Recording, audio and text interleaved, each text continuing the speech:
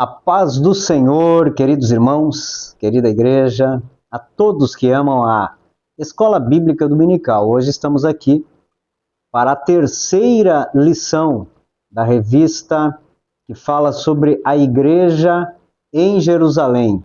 Tem um subtítulo dizendo assim: Doutrina, Comunhão e Fé, a base para o crescimento da igreja em meio às perseguições. E a lição de número 3 tem por título Uma Igreja Fiel à Pregação do Evangelho.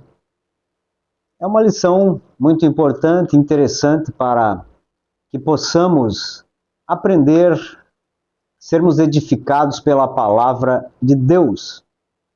Eu quero, antes de iniciar esta lição, dizer a você que as aulas aqui disponibilizadas são resumos das lições da Escola Bíblica Dominical. Não estou disponibilizando esse resumo para substituir o estudo sistemático e semanal da lição, mas para incentivar você a participar das EBDs na tua igreja, se você é membro da Assembleia de Deus de Uruguaiana, aqui na nossa sede e na subsede, sendo apenas um resumo. Eu peço a você, leia a lição, leia todos os comentários para que você tenha um entendimento maior. Não cabe a mim aqui ler toda a lição, mas trazer um comentário resumido de tudo o que está escrito nesta lição. Amém? Vamos então ao nosso texto áureo. O texto áureo está registrado em Atos capítulo 3 e o verso 12 em diante, ou seja, o verso 12. E quando Pedro viu isto, disse ao povo: Varões israelitas, por que vos maravilhais disto? Ou, por que olhais tanto para nós, como se por nossa própria virtude ou santidade fizéssemos andar este homem?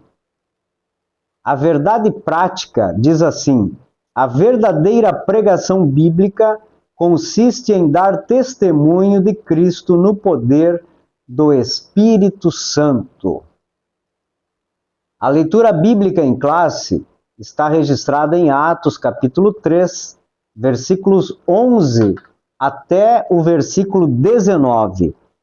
E eu creio que você que tem a tua lição vai ler, ou então na própria Bíblia você poderá encontrar esse texto, que é muito importante que você leia antes de entrar nos comentários desta lição.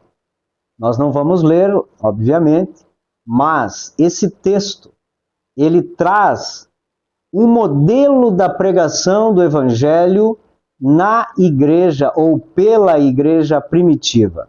Nós vamos ver nos versículos 14 e 15 do capítulo 3 de Atos, esses aqui eu vou ler, que diz assim: Mas vós negastes o santo e o justo, e pedistes que se vos desse um homem homicida.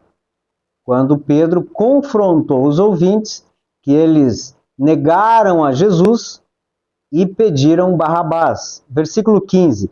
E matastes o príncipe da vida, ao qual Deus ressuscitou dos mortos, do que nós somos testemunhas.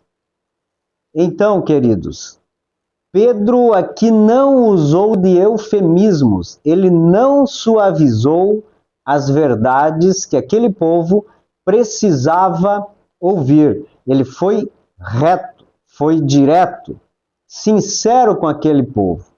Ele usa termos como vós negastes, matastes, e nós somos testemunhas. Eles eram testemunhas de que eles entregaram Jesus. No versículo 17, Pedro os alerta dizendo: Eu sei que fizestes por ignorância. E no versículo 19 faz o apelo ao arrependimento para que os pecados sejam apagados. Então nós vemos aqui nos versículos 14 e 15, ele confronta. No versículo 17, ele está dizendo: vocês estão sendo confrontados porque ignoraram ou não conhecem realmente quem é Jesus Cristo. mas eu tenho uma saída para vocês. Então a mensagem pregada não tinha muita volta, era direta. A pregação tinha objetivo, não de que Pedro fosse reconhecido como o primeiro pregador pentecostal, ou que abrisse portas para agendas futuras. O objetivo era exatamente salvar, era a salvação dos ouvintes daquela mensagem. Algo que precisa ser feito em nossos dias. Deus requer da igreja que pregue para o arrependimento e perdão dos pecados. Esse é o objetivo da pregação em uma igreja séria.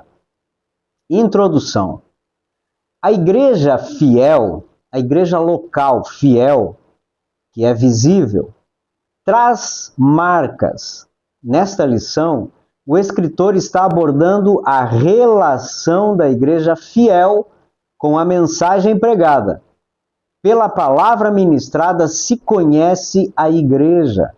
Essa marca é caracterizada pela centralidade do evangelho. Quem está no centro das mensagens ministradas nos púlpitos desta igreja? O homem, o pregador, os ouvintes? Jesus é o centro do evangelho, o centro do cristianismo. O evangelho pregado e também da vida cristã, ele é o centro. E se ele não estiver no centro de nossas ações, não poderemos dizer que somos uma igreja cristã verdadeira. Pois essa palavra, cristãos, deriva de Cristo. Então, para sermos cristãos, Cristo deve estar no centro da nossa fé.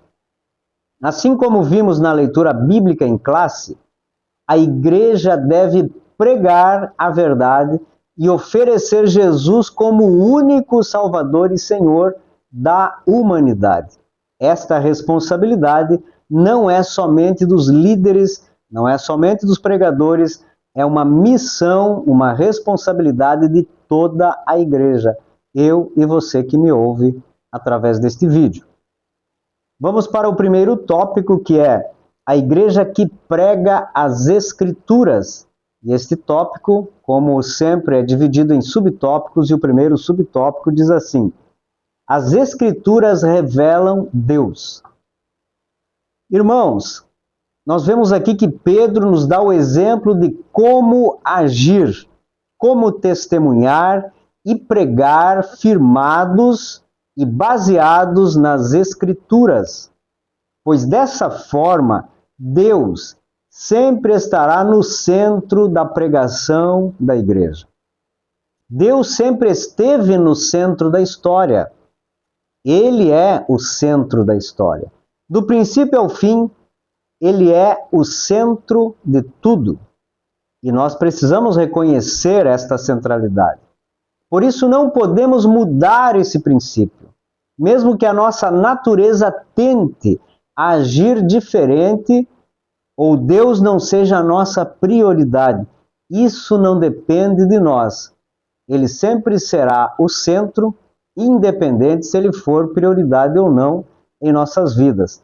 Ele continuará sendo, e para que façamos a sua vontade e, consequentemente, tenhamos a vitória completa, é necessário aceitar isso, viver isso e mantê-lo no centro de nossas vidas e da nossa pregação, conforme as Escrituras o revelam. Segundo subtópico, as Escrituras testemunham de Jesus. Em João, capítulo 5, e verso 39, Jesus disse que as Escrituras davam testemunho dele. E é uma grande verdade, porque a Bíblia nos revela Jesus, e este no centro. Em Romanos, capítulo 11, o versículo 36, diz assim: portanto, dele, por ele e para ele são todas as coisas. A ele seja a glória perpetuamente. Amém. Lá em Gênesis, já está registrado que nasceria um que esmagaria a cabeça da serpente. E em toda a Bíblia se encontram profecias, histórias e ações de Jesus. E no final, ainda encontramos o texto de Apocalipse 22 e 13, que está registrado assim: Eu sou o Alfa e o Ômega, o primeiro e o derradeiro, o princípio e o fim. Isto fala, logicamente, de Jesus. Ele é desde antes da criação do mundo e por toda a eternidade, e a Bíblia testemunha estas verdades para não deixar dúvidas, pois aquele que crê nas Escrituras encontra a verdade e se torna livre do engano. Então, nós precisamos aceitar e viver esta verdade. Jesus é o centro da palavra de Deus, o centro da nossa fé, o centro do Evangelho, e as Escrituras testemunham dele. Subtópico 3. As Escrituras confrontam o pecado. A igreja, através da pregação do Evangelho, deve confrontar o pecado. O pecado não tem espaço no Evangelho. Nós precisamos entender isso. Jesus veio para libertar um povo do pecado, para perdoar esses pecados. A palavra de Deus não nos dá permissão de aceitar ou de minimizar ou de incluir pecados nesse meio. A palavra de Deus é santa e assim também deve ser a vida de todo o cristão. Jesus disse em João capítulo 15, o verso 3, Vós já estáis limpos pela palavra que eu vos tenho transmitido. Como a palavra nos limpa? Mostrando o pecado, trazendo à tona a sujeira, para que o Espírito Santo, através da palavra de Deus, trabalhe na vida do homem e o torne limpo e santificado perante Deus. A palavra que não confronta, não limpa, apenas mantém o pecado, não remove o pecado, e o homem se acostuma a viver uma vida à margem da verdade cristã.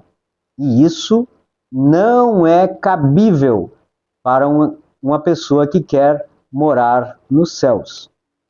A sinopse desse tópico diz assim: a Igreja Bíblica fundamenta sua pregação nas Escrituras, que revelam Deus e testemunham de Cristo. Não há outro caminho.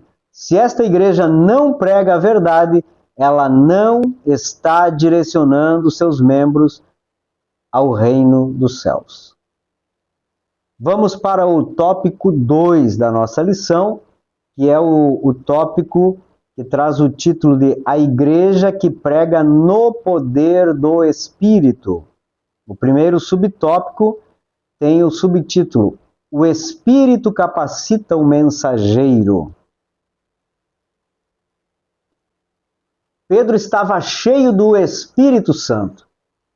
Imaginemos a experiência no dia de Pentecostes e poderemos entender que eles estavam no auge. O Espírito Santo, com muita liberdade, os orientava em tudo. Ao fixar os olhos no coxo, quando Pedro, fixou os olhos naquele homem que lhe pedia algo, o Espírito Santo o levou a verbalizar com fé as palavras: em o nome de Jesus Cristo Nazareno, levanta-te e anda. Está em Atos capítulo 3, verso 6, Ou é isso. Ninguém vazio do Espírito Santo ousaria dizer tal coisa, principalmente naquele contexto de perseguição. Seria muito difícil para a igreja primitiva aceitar alguém que usasse de falsidade e estivesse tentando forçar a ação de Deus naquele contexto. Por isso a igreja deve estar e pregar no poder do Espírito Santo. Hoje nós vivemos não uma perseguição, mas há muita dúvida do poder do Evangelho, o poder do Espírito Santo. A igreja precisa ter novamente esse poder para agir conforme a igreja primitiva agiu. O Espírito Santo capacita o mensageiro. Fixar os olhos é o subtópico 2. Essa expressão é usada também em outros momentos registrados na Escritura Sagrada. Na lição, você terá referências. Aqui na lição, você poderá encontrar aqui várias referências, basta ler na revista. Mas esta expressão ela traz um princípio, como registra o escritor. Pregar é anunciar a mensagem de Deus com autoridade e unção do Espírito Santo. Pregar não é apenas discursar, trazer um sermão cheio de hermenêutica, mas se deixar ser guiado e usado pelo Espírito Santo. Pois o homem não tem poder, mas é um vaso que carrega nele a unção do Espírito Santo. Todo pregador é um canal de bênçãos, é um vaso. E a excelência não está no vaso, mas no conteúdo. Então, o crente precisa estar cheio, para que, ao fixar os olhos em uma situação, o Espírito Santo o impulsione, o ministre sobre a sua vida e lhe dê palavras e coragem e ousadia para dizer aquilo que Deus manda. O Espírito Santo glorificará a Jesus. Este é o terceiro subtópico do tópico 2. O Espírito Santo, amados, é um modelo exemplar para nós. Mesmo sendo poderoso, porque ele é Deus, ele não se coloca no centro, mas aponta para Cristo, que foi o que morreu por nós. A nossa pregação deve glorificar a Deus, tendo Jesus no centro. Quando não damos a glória a Ele, estamos fazendo qualquer outra coisa, menos pregando o Evangelho de Jesus Cristo. Como registrou Isaías 42, verso 8, eu sou o Senhor, não dividirei a minha glória com nenhum outro ser. Sigamos o exemplo do Espírito Santo e rendemos glória a Deus e glorifiquemos a Jesus, porque é através dele que as maravilhas acontecem no meio da igreja. A sinopse do tópico diz assim: a igreja que prega no poder do Espírito tem mensageiros capacitados, mensagens inspiradas pelo Espírito Santo e glorifica a Cristo. Isso nós precisamos entender, aceitar e praticar. Terceiro tópico: a igreja que prega a esperança vindoura. Primeiro subtópico: alerta a uma sociedade indiferente e insensível. No dia do Pentecostes, Pedro pregou e alertou aquela gente a se livrarem daquela geração perversa. Nós estudamos isso nas lições passadas. Agora afirma que eram ignorantes, como nós lemos no versículo 17. Foram influenciados pela liderança religiosa e pecaram ao trocarem o mestre por um criminoso, um homicida. Isso trazia uma sentença sobre aquela geração que estava insensível, indiferente aos acontecimentos divinos, espirituais. Não havia esperança neles. Talvez entre estes estavam pessoas que creram que Jesus iria os salvar dos romanos. Não sabemos, e agora o mestre não fez o que esperavam.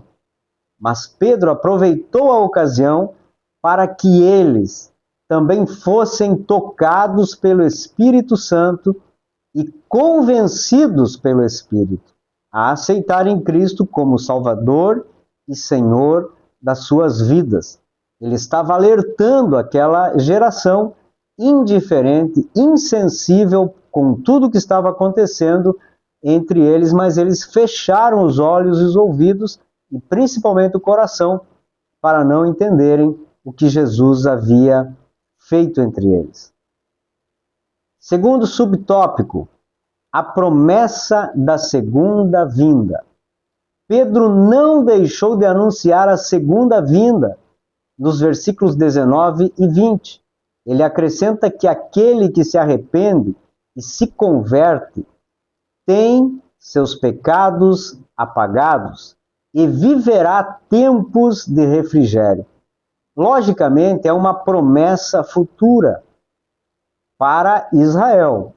Ele restaurará todas as coisas, conforme já decretou através dos profetas. Esta promessa não é apenas para os judeus, mas para todos aqueles que creem em Jesus Cristo, para perdão dos seus pecados e o tem como Salvador e Senhor das suas vidas. Então, a segunda vinda é uma promessa que precisa ser pregada, verbalizada nas pregações da igreja atual. A nossa geração, que também é insensível, está agindo com indiferença ao Evangelho, ela precisa ouvir que Jesus está voltando. E não há outro caminho. O caminho que nós conhecemos, o caminho que aceitamos, é o único caminho que nos leva aos céus, à eternidade com Deus. Sinopse desse último tópico. A igreja que prega a esperança vindoura alerta uma sociedade indiferente à realidade espiritual, proclamando a promessa da segunda vinda de Cristo. É um assunto que não pode ser ocultado. Jesus está às portas. Breve voltará, e ninguém que não viva fielmente e obediente à sua palavra entrará no reino dos céus. Nós sabemos disso e precisamos alertar esta geração, alertar os nossos familiares, alertar os nossos amigos que sem Jesus não chegaremos lá. Ele é o caminho, ele é a verdade e ele é a vida.